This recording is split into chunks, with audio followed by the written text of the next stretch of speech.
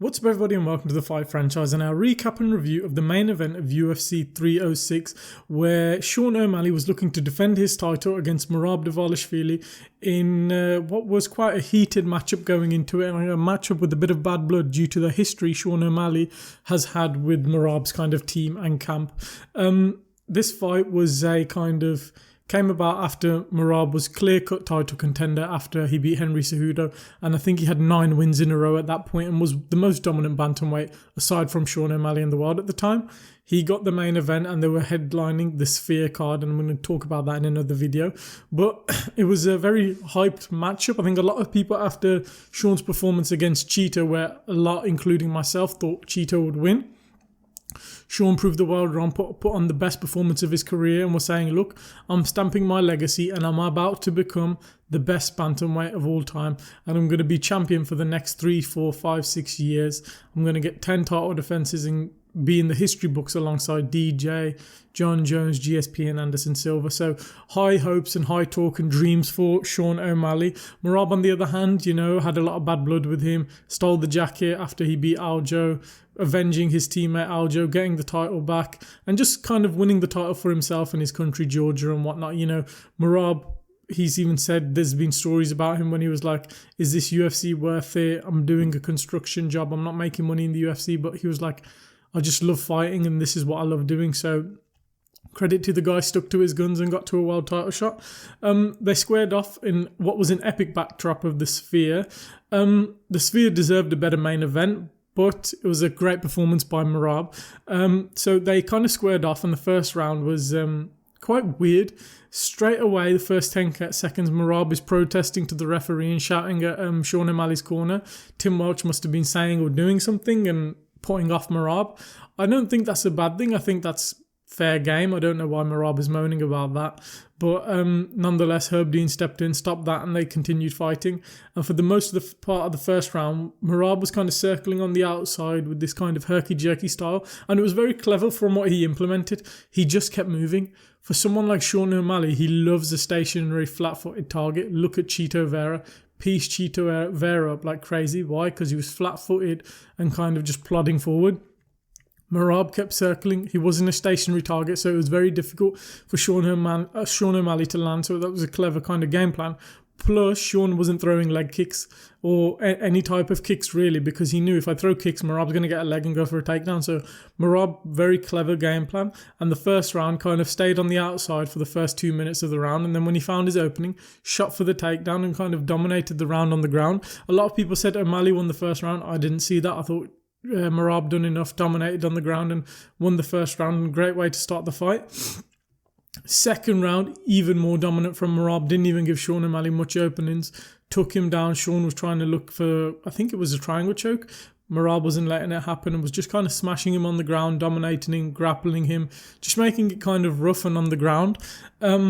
And the second round was Merab's, and coming to the end of the second round, there was quite a funny moment where he's kind of got a front headlock, Merab does, and there's 10 seconds left in the fight, and Merab's kind of trash talking in the fight. He's doing the basketball taunt in the fight. He's taking the mick out of Sean O'Malley, and then he kisses Sean O'Malley's like the back of his neck, and then gets up and kind of, he's like assuming the round ends or whatnot.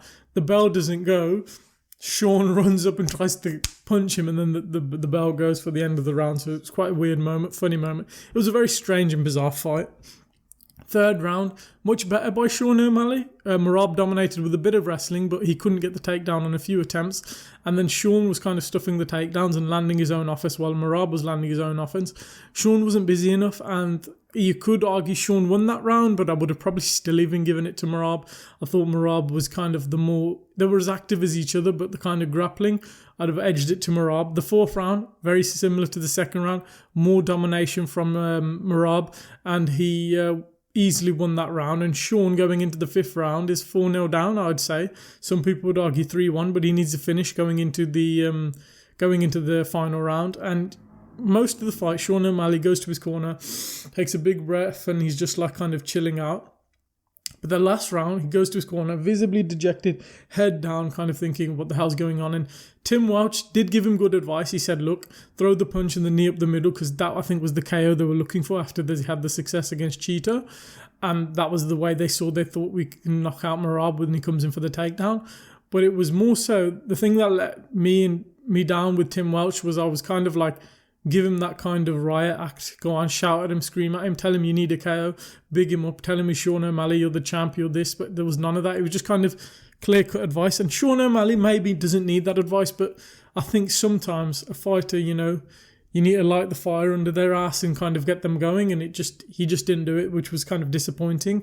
Comes out for the 5th round. More of the same. Merab kind of dominates on the ground, takes him down. Herb Dean's there like, come on, more work. But Merab was doing work. Eventually, kind of Sean O'Malley scrambles to the top, scrambles up, and there's kind of 2 minutes left in the fight. He needs a finish. And Merab's just playing like survival mode. Get to the final bell and I'm world champion. He gets to the 2-minute mark and it's coming down, the timer is. And then Sean O'Malley, for the first time, he's like, okay, urgency, let me just open up with whatever arsenal I've got. And he throws a front kick like a teep to the body. And straight away, Merab winces and backs up. And it's like, okay, there is an opportunity here for Sean O'Malley. And then he's kind of just, Merab's circling around the octagon and Sean O'Malley's following him, just keeps teeping him again. And you can see Merab's getting visibly hurt. And that was your opportunity for, if you're Sean O'Malley, just pour on the pressure and see what you can do. But he wasn't fast enough, he wasn't urgent enough. He's probably tired from all the grappling, but still, your championship's about to go, you need to go for it. And then Merab kind of stalls out, runs away and gets the takedown at the end, and he wins the fight in a good performance, not what the Sphere deserved after an epic night of fights. The whole card was amazing, kind of, not amazing, but there was very good fights and very fun fights and back and forth fights. But the co-main event let us down and the main event kind of wasn't the most exciting thing. But credit to Merab, I predicted it. I said he would dominate Sean O'Malley. I said he would out-grapple him. I feel like there was a bit of an error, and there still kind of is that bit of an error, where strikers kind of had the re-emergence in the sport. I feel like we'll go off the era of the 200s, the UFC 200s like started kind of striker heavy, then became very grapple heavy, the champions did in the mid period from like UFC 220 all the way to like UFC 260, 70. And then the strikers kind of re-emerged, like, your Morenos, your Leon Edwardses, your Izzies, your Pereiras, Holloways, Volks. But then there was also, those wrestlers who kind of dominated a bit of the era before that with your like Colbys, Kamaros, Habibs, even Stipe. I know he could strike, but DC as well. There was a lot of wrestlers, and I feel like recently it's been a striker era with Leon Edwards becoming champ, Pereira became champ, Sean O'Malley's became champ, but now it feels like it's going back into that grappler era with Bilal becoming champion, and now DDP. I know DDP's an all-rounder, but using his grappling to beat Izzy, and then now Merab defeating Sean O'Malley. It's like the grappler era is coming back, and I predicted it. I just knew that heavy pressure grappling of Merab is no good for a striker like Sean O'Malley. A lot of people thought, if you can stuff Aljo's takedowns, you can stuff Merab's. There's different types of wrestlers in MMA and in the UFC at the minute. There's your kind of control you on the ground, go for the big takedown and get you down like your Aljo's, and then I control you. Aljo has way better control on the ground than Merab, but Merab's relentless takedowns are better than Aljo. So Merab, he'll probably get you down more likely than Aljo, but he won't keep you down. Aljo won't get you down more likely than Merab, but if he gets you down, he's more likely to keep you down than Merab. So I just knew that pressure will be too much for Sean O'Malley to handle, and it proved to be. He did very well, and credit to Merab. If you don't really know and you're a newer fan and you're a big Sean O'Malley fan, go watch. You can see Merab's story. You can see his kind of how they scouted him on looking for a fight on the UFC show. And go watch him and how he got signed to the UFC all the way to becoming champion. And Dana's probably not happy his cash cow Sean O'Malley's lost, but fair play to Merab, and well done in becoming champion. And hopefully we get some cool matchups from him going forward. Great fight and great win. I think if I was the UFC, that Umar Nurmagomedov matchup, I know a lot of people don't think Umar deserves the title shot. Make that fight. I think that fight's going to be an excellent fight and it could be a snooze fest, or it could be a fight of the year contender, because it reminds me of when Colby fought Usman. You had these two wrestlers, they nullify each other with their wrestling, and then it just ends up into a stand-up war. We could get the same here. Umar, Merab, they kind of wrestling outdo each other, and then they end up in a striking bout. And if their wrestling doesn't outdo each other, it'd be interesting to see who's got the better grappling of the two. You know, the tenacious wrestling of Merab or the technical sambo wrestling of Umar. So yeah, that is the matchup I'd want to make for kind of December or early next year. It sounds like an amazing matchup. As for Sean O'Malley, unlucky for him. I think the big thing I would say about Sean O'Malley, this was a huge learning experience for him.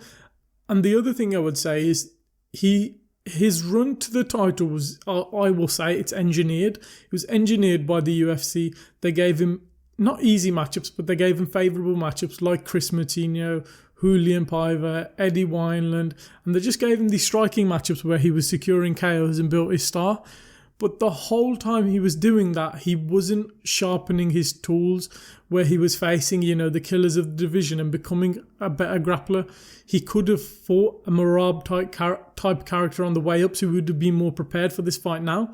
So when he was fast-tracked to PER and he had a great fight, I thought he lost. Beat Aljo for the title. Great performance, had a great performance against Cheeto, but it just seemed he wasn't ready for the style that Merab brought because he was engineered to that title shot. So unlucky for unlucky for O'Malley, but he's young, he can build his way back up, and who knows, he can get another title shot. The UFC will make that. There are fantastic matchups for him. You've got Corey Sandhagen, you've got Piotr Jan who wants revenge, you've got Henry Cejudo who wants to fight him. And Henry Cejudo, if I was Sean O'Malley, would be a good fight. You can get that test with the wrestling, but also you can catch him and knock him out if I was Sean O'Malley, because he's not the biggest bantamweight in the division. And then there's loads of good matchups for him. But yeah, the bantamweight division is a lot of people's favourite division, and it's becoming tasty again. And it is getting even more stacked. So Merab threw a spanner in the works. Credit to him. Great fight, not a great fight, good fight. You know, interesting fight from a MMA perspective, but just let the card down at the end. I know we all wanted a Sean O'Malley KO to send off the sphere, but we didn't get it. But credit to Merab, and going forward, Merab versus Umar is going to be, I think, an incredible fight where you get to see these clash of two great MMA styles. You know, you're going to probably have Ilya in Merab's corner, and you'll probably have Khabib in Umar's corner. Great fight, and it's going to be kind of stacked. And who knows, do that in Europe. You've got Russia or Georgia, you know. Do that on this side of the world. Could be a very interesting fight. Let us know what you thought of the main event in the comments down below. Did you think Merab put on one of the best performances of the year? Do you think Sean O'Malley is overrated? Leave your thoughts in the comments below. Leave a like if you've enjoyed the video. Subscribe for more MMA and fight content coming soon. We hope you enjoyed the video, and we'll catch you in the next one.